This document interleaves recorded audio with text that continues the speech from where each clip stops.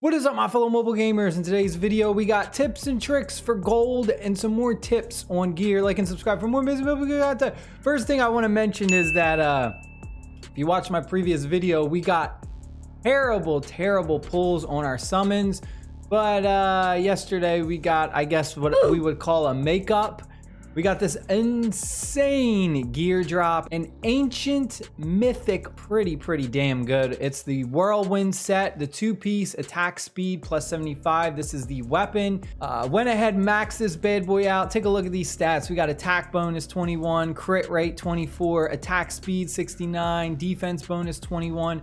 The only downside would be the defense bonus. Would have been nice if it was like crit damage or if it was regular attack. But I mean, attack bonus, crit rate, and attack speed, really damn good substats on this. And they're all in the purple area as well. So really strong piece of gear that I got, luckily. Who do you think I should put it on? Please comment down below who should get this glorious weapon. I know a few of my guild members were saying Wolfman right here was one of the lucky candidates who should get it, as well as Wrath, the other one. So just let me know who you think I should put it on. So let's talk about gold, farming gold, and then we're also going to kind of talk about gear as well, because I feel like gold and gear kind of go hand in hand. If we go to our raids, we have our resource raid. XP, experience potions, and gold are the two main currencies in this game. Forget about everything else. Without gold and without XP, you pretty much can't play the game. Now the problem lies in the fact that XP potions, you just go ahead and when you upgrade a character, there is no RNG, right? So you go ahead and you use an XP potion and you know how much XP you need, and it instantly just takes them to the next level. There is no chance to fail upgrading them to the next level. Upgrading gear is an RNG mechanic. That is why you blow through millions and thousands and all kinds of crazy numbers for gold.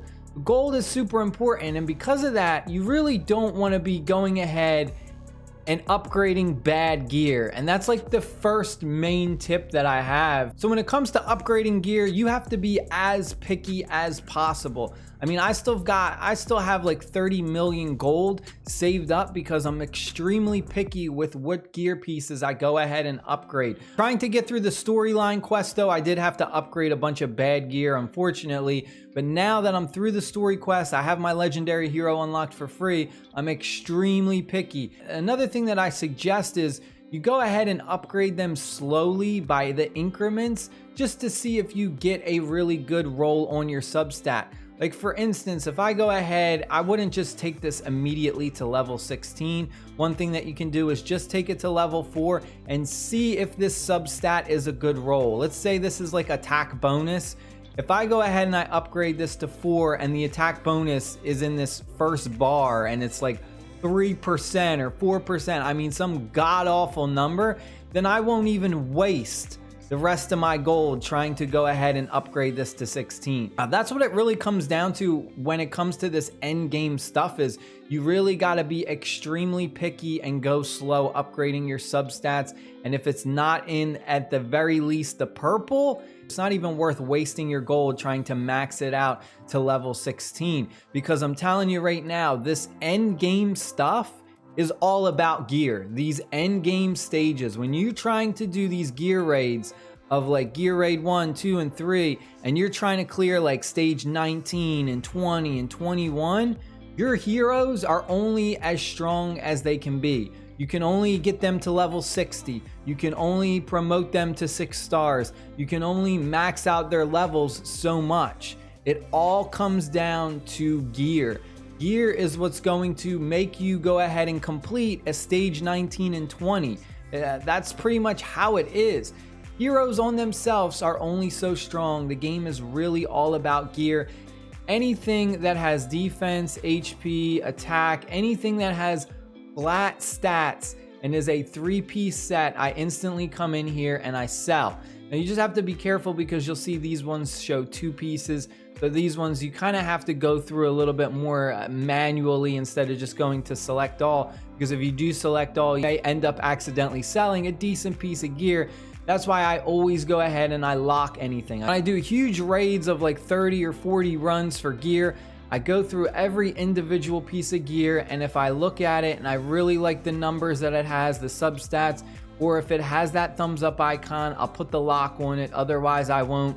And then I just come in here and do mass sells. Like, see these ones right here? You see the little thumbs up icons? We got a crit rate that goes very well with our crit damage set. You'll notice though, we do have healing effect, which depending on the hero you put this on, if they have self-healing, it may help out a little bit. But if you're putting this on someone who has no self-healing, then this is kind of a wasted substat at that point. So it's kind of like, it's tough to kind of figure out, but overall, this would be at least a decent one compared to some of the others. Like if we take a look at this one, you'll notice that this one is absolutely amazing. We got crit rate, we got attack bonus. You'll notice that it does not have the thumbs up icon. So just pay attention to that, because sometimes you're gonna have really good gear pieces like this that do not have that thumbs up icon. Like, I think this one is actually amazing. In fact, I would say that this one is probably better than the one that they gave us a thumbs up with.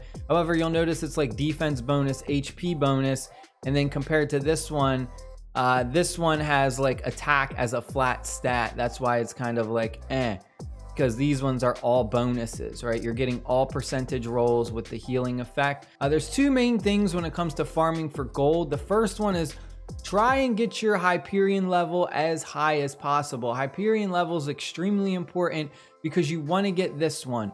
Gold obtained through battle plus 5%. And we'll go to the events and we'll see that once we go ahead and get our Hyperion up to level 140, we'll get that extra 5% gold. So very important to come in here and just do the highest level you can for those faction raids.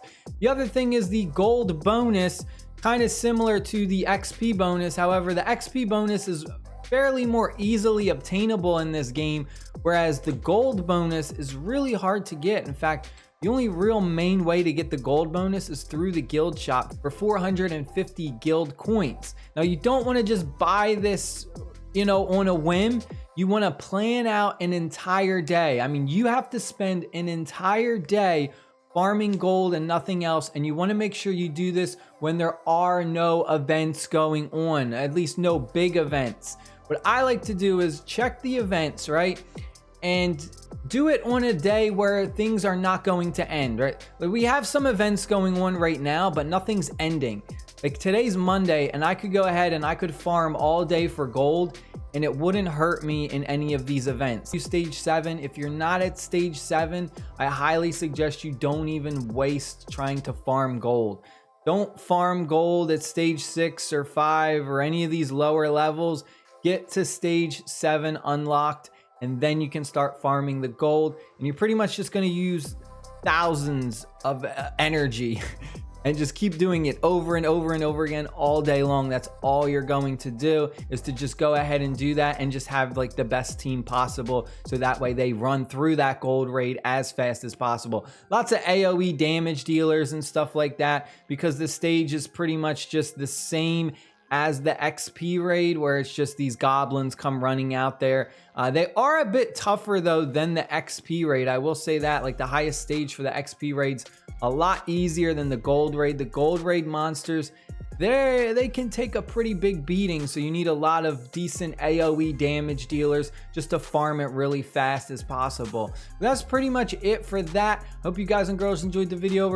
Next video is going to be Gear Raid 3 guide. Stay happy, stay safe. I'll see y'all later. Peace.